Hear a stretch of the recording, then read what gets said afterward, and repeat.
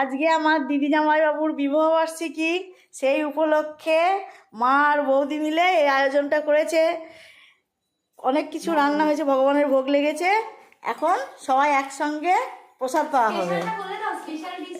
Special dish হলো ছানার পাতুরি, গোল গোল আলু ভাজা, পটল ভাজা, পেঁপে ভাজা, গন্ধরাজ লেবু, পোলাও, সাদা ভাত, মুগ ডাল, পনিরের ডালনা, আমের চাটনি, পায়েস, মিষ্টি।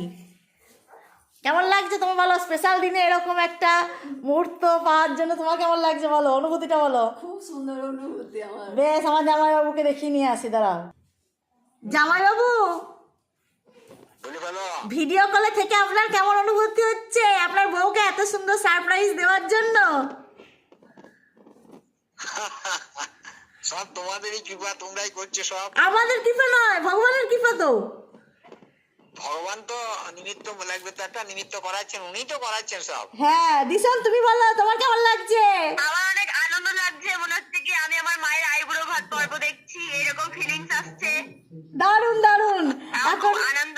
তোমার ফোনটা ধরলো না। প্রে করছি একটা অ্যানিভার্সারি হোক যেখানে আমরা সবাই একসঙ্গে সামিল হতে পারবো। ঠিক। মুখোমুখি এরকম অন কল নয়।